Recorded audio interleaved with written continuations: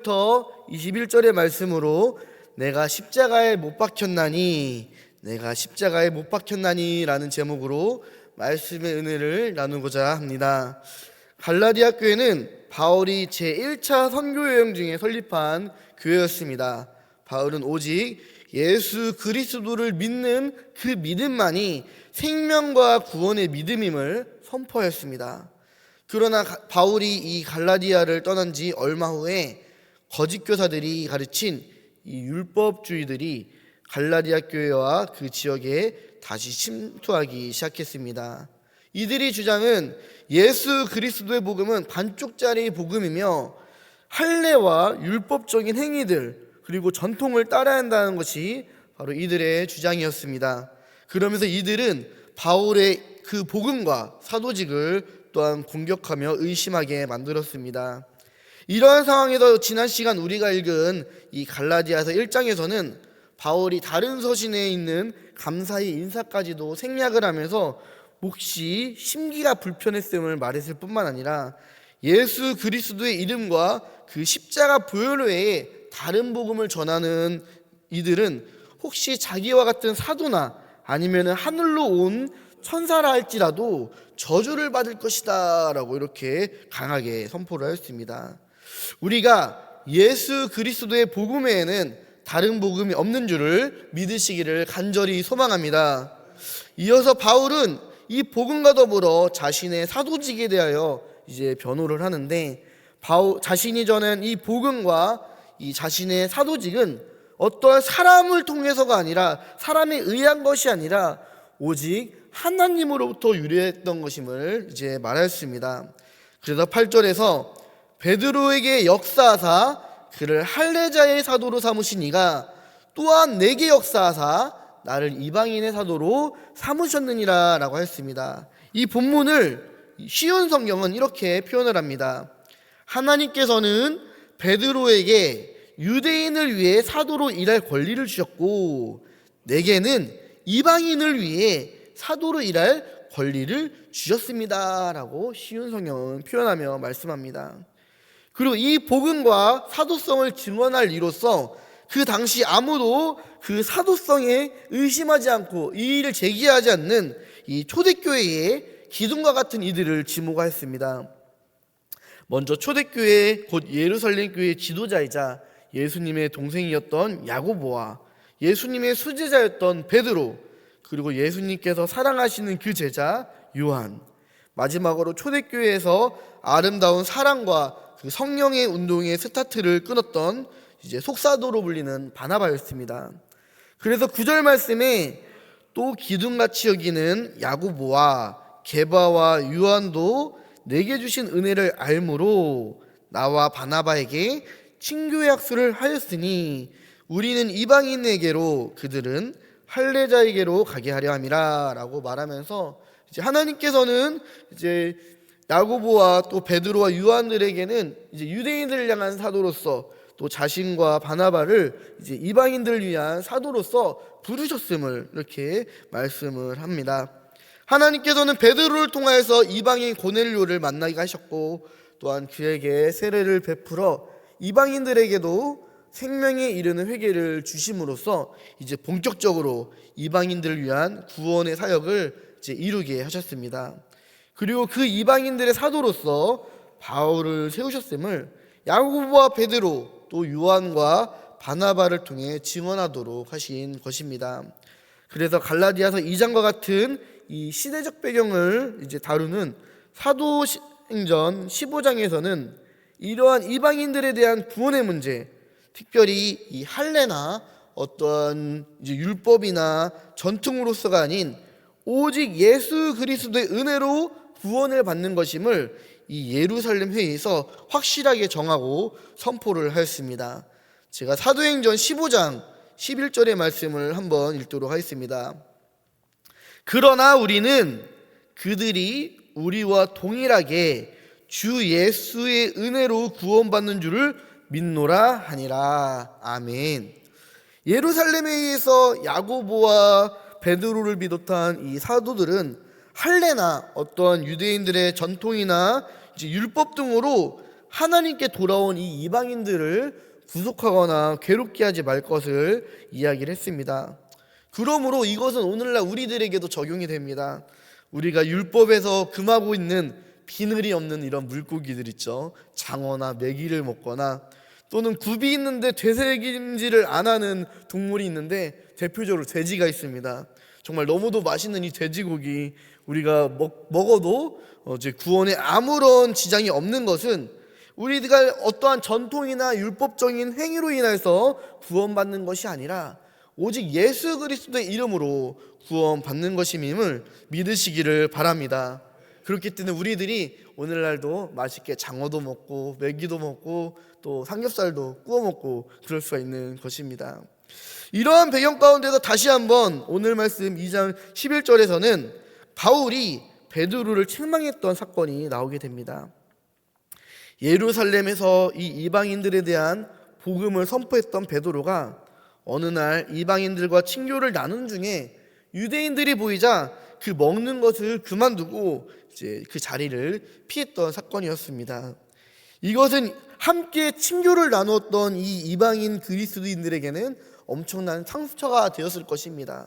분명 자신들에게도 이제 구원이 있다라고 말하고 어떤 유대인의 전통이나 율법적인 어떤 할례나 어떤 것 가운데서도 구원은 상관없다라고 말했던 베드로가 이제 유대인들 만나자 급히 그 자리를 피하며 민망해하는 모습을 보였기 때문에 이제 이방인들 그리스도에게는 분명 상처가 되었을 것이며 다른 유대인들에게도 본이 되지 못하는 행동이 되었습니다. 특히 이 사건으로 인해서 이 바나바도 이 구원에 대한 확신이 조금 흔들렸었던 것 같습니다. 그래서 이 바나바 역시 어떠한 유혹 가운데 흔들렸다라고 이제 성경은 말씀하고 있습니다. 이것은 오직 그리스도 구원에 대한 베드로의 확신 없음의 증거라고 볼 수 있습니다. 오직 예수 그리스도의 이름과 그 은혜로 구원받는다라고 했으면서 여전히 주저하고 있고 또 확신이 없는 그런 행동을 했었던 베드로를 보았기 때문에 바울은 이 베드로가 성령의 뜻대로 또 복음의 진리대로 일관성 있게 행동하지 않았던 것들을 본인이 나서서 크게 책망하였다라고 말을 합니다. 그러면서 다시 한번 아직까지 어떤 할례와 율법으로 인해서 베드로처럼 괜히 눈치 보거나 주저하고 있는 이들을 향해서 분명히 말씀을 하고 있습니다. 16절의 말씀입니다. 사람이 의롭게 되는 것은 율법의 행위로 말미암는 것이 아니요 오직 예수 그리스도를 믿는 믿음으로 말미암는 줄을 알므로 우리도 그리스도 예수를 믿나니 이는 우리가 율법의 행위로서가 아니고 그리스도를 믿음으로써 의롭다함을 얻으려 함이라. 율법의 행위로서는 의롭다함을 얻을 육체가 없느니라. 아멘. 어떠한 행위나 어떠한 모습으로서 우리들이 구원받는 것이 아니라 오직 예수님을 믿는 믿음으로 구원을 얻는 것임을 우리가 다시 한번 확실하게 믿으시기를 바랍니다. 갈라디아 교회에 있는 거짓 교사들의 주장처럼 예수님에 대한 믿음으로만은 이제 구원에 이를 수가 없으니 어떠한 율법적인 행위도 더해야 한다라는 것은 예수 그리스도로 인하여서 찢겨진 휘장을 우리가 다시 수고하면서 꼬매어 벽을 만드는 일과 같습니다. 그런데 오늘날 우리들은 여전히 이러한 베드로와 같은 딜레마에 빠져 있습니다. 내가 오직 예수님의 은혜로 구원받는 것임을 우리가 머리로는 너무도 잘 알고 있습니다. 그리고 이해하고 믿는다고 하지만 여전히 구원에 확신이 없이 사는 분들이 너무도 많습니다. 그래서 어떤 목사님이 열심히 부흥 집회를 하고 나서 이제 성도님한테 여러분들 우리가 오늘 구원받은 줄로 믿습니까? 하니까 주저하지 대답을 못한다라는 거예요. 그렇게 회개를 하고 그렇게 예수님의 이름을 의지하며 나아가도 막상 당신 정말로 구원받았습니까? 라고 물어보면은 주저하고 있다라는 거예요. 내가 이렇게 살았는데 구원받을 수 있나? 내가 이렇게 살았는데 라는 것 자체가 이미 예수님의 복음을 완전히 믿지 못한다라는 것입니다. 확신이 없기 때문에 자꾸 어떠한 율법적인 행위를 더하려고 할 때가 많습니다. 선행도 마찬가지입니다. 어떠한 행위를 더하면은 그것은 더 이상 예수 그리스도의 복음이 아니라 다른 복음이 됩니다. 나의 공로가 생기게 되는 것입니다. 이것은 결국 내가 하는 것입니다. 때로는 우리들이 천국에서 상급받기 위해 이제 선한 행실을 하고 헌신하는 분들이 많습니다. 그런데 우리들이 이것도 좀 잘 알아야 되는 사실이 있습니다. 의도가 중요합니다. 의도. 내가 복받기 위해서, 내가 상급받기 위해서 하는 것이 아니라 하나님께서 영광 받으시기 위해서, 하나님께 감사함으로 하나님의 기쁨이 되기 위해서 해야 하는 것입니다. 이것이 바로 바른 복음입니다. 우리는 여전히 기복적인 이런 그 기복신앙에 머물러 있어서 아유 예수님 믿고 복 받아야지, 내가 복 받으려면 이렇게 살아야지 하면서 자꾸 내가 이렇게 해야지라고 생각할 때가 많습니다. 그런데 내가가 아니라 하나님이 기쁨 받으시기 위해, 하나님께서 영광 받으시기 위해, 하나님께 감사하기 때문에 하나님이 주체가 되어야 되는 것입니다. 내가 주체가 되는 것이 아니라, 내가 무언가를 하려는 것이 아니라 내 안에 성령님께서 나를 통해 무언가를 할 수 있도록 해드릴 줄을 믿습니다. 그렇게 하나님의 영광을 위해서 하나님의 은혜에 감사하며 살아갈 때에, 그래서 내 안에 성령님께서 역사하셔서 나를 주관하실 때에, 그것이 그래서 성령님께서 이루시는 그 선한 능력으로 우리들이 믿음 가운데서 믿음의 열매가 나타날 때에 이것이 천국에서 상급이 될 줄을 믿습니다.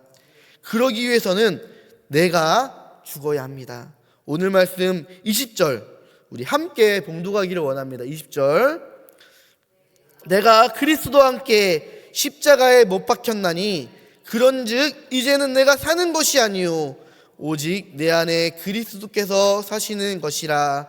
이제 내가 육체 가운데 사는 것은 나를 사랑하사 나를 위하여 자기 자신을 버리신 하나님의 아들을 믿는 믿음 안에서 사는 것이라. 아멘. 우리가 이 진리를 믿으면서 오늘도 하나님의 영광을 위하여서 하며 기쁨 되는 삶을 살면서 내 안에 나를 죽이며 예수 그리스도 살아가는 우리 모두가 되기를 간절히 소망합니다. 기도하겠습니다. 사랑해 주님, 우리는 자꾸 예수님의 이름과 십자가 보혈의 공로에 자꾸 나의 어떠한 행위나 모습을 더하려고 할 때가 많습니다. 때로는 베드로처럼 오직 예수님만이 나의 구원이심을 알면서도 막상 그 믿음의 확신이 약해져 가서 어떠한 나의 행위를 더하려고 할 때가 너무도 많습니다.